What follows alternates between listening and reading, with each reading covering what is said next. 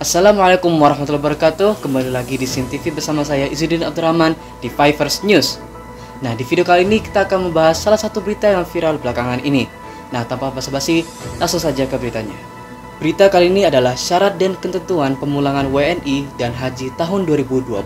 Pada kompas.com tertulis bahwa KBRI Riyadh telah memulangkan 262 WNI ke tanah air dengan penerbangan khusus dan tiba di Bandara Soekarno-Hatta pada pukul 16.30 pada Sabtu 2 Mei 2020.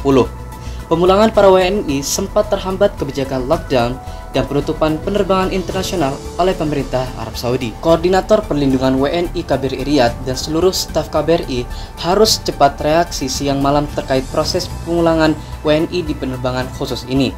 Di samping juga prioritas membantu saudara-saudara WNI terdampak corona, kata Duta Besar Indonesia untuk Arab Saudi Agus Maftuh AB Gabriel dalam rilis resmi yang diterima kompas.com.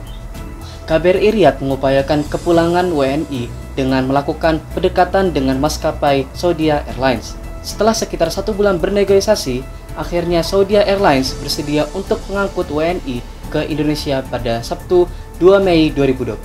Selain itu, Agus menyebutkan bahwa KBRI Riyadh berhasil melobi Arab Saudi untuk membebaskan denda keimigrasian sebesar 9 miliar rupiah bagi 78 WNI. KJRI Jeddah bekerjasama dengan Saudia Airlines untuk siap membantu kepulangan mandiri ini. Karena ini adalah kepulangan mandiri, maka setiap calon penumpang harus membayar tiket dengan harga 2.800 Riyal Saudi. Dan ada pula syarat dan ketentuan yang disiapkan oleh KJRI Jeddah Arab Saudi. Yang pertama, para calon penumpang mematuhi ketentuan kerjasama KJRI Jeddah dengan Saudia Airlines. Yang kedua, pesawat akan diterbangkan dengan harga tersebut jika memenuhi jumlah penumpang yang ditetapkan oleh maskapai Saudia Airlines. Yang ketiga, calon penumpang mendaftar per individu secara online. Yang keempat, KJRI Jeddah tidak melayani pendaftaran kolektif dan tidak bertanggung jawab terhadap pendaftaran oleh pihak ketiga. Yang kelima, calon penumpang memastikan memiliki dokumen perjalanan dan wajib mengirimkan salinan paspor dan bukti exit pada saat pendaftaran. Di samping pembatasan penerbangan untuk mencegah COVID-19, pemerintah Arab Saudi mengeluarkan kabar mengenai pelaksanaan ibadah haji. Seperti yang sudah tertulis pada BBC News Indonesia, pada Senin 22 Juni 2020, pemerintah Arab Saudi mengumumkan ibadah haji akan tetap diselenggarakan pada tahun ini dengan jumlah jemaah yang sangat terbatas. Namun, jemaah haji dari negara lain dilarang datang untuk mencegah penyebaran virus corona. Wabah COVID-19 telah memicu sejumlah negara untuk membatalkan pengiriman jemaah haji tahun ini. Hal ini membuat jemaah haji kecewa. Salah satunya adalah jemaah haji dari Indonesia.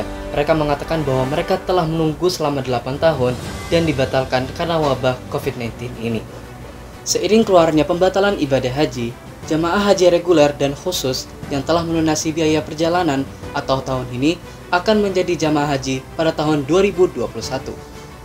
Setoran pelunasan BIPI yang dibayarkan akan disimpan dan dikelola oleh Badan Keuangan Haji. Nilai manfaatnya akan diberikan oleh Badan Pengelolaan Keuangan Haji kepada jemaah haji paling lambat 30 hari sebelum keberangkatan kloter pertama penyelenggaraan haji 2021. Jelasnya, protokol bagi penduduk Saudi Arabia yang mengikuti ibadah haji.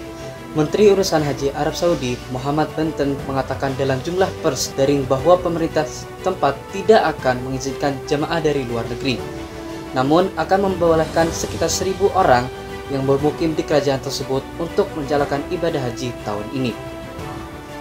Pemerintah Arab Saudi menerapkan protokol yang ketat dalam melaksanakan ibadah haji tahun ini untuk mencegah penyebaran virus corona. Di antara protokol tersebut adalah yang pertama, semua jamaah harus dites sebelum tiba di semua tempat suci. Yang kedua, hanya mereka yang berusia di bawah 65 tahun yang diizinkan haji tahun ini. Yang ketiga, semua jamaah harus isolasi mandiri setelah menjalani rangkaian ibadah. Yang keempat, semua pekerja dan sukarelawan harus dites sebelum ibadah haji dimulai. Yang kelima, status kesehatan semua jamaah harus diawasi setiap hari. Oke, itu dia tadi beritanya Sobat Fivers. Mendengar berita ini, kita harus tetap menjaga kesehatan dengan banyak cara dan berbagai cara juga. Oke, sekian berita di video kali ini. Maaf kalau ada kekurangan atau kesalahan. Jangan lupa like, comment, share, dan subscribe SIM TV. Sampai jumpa. Wassalamualaikum warahmatullahi wabarakatuh.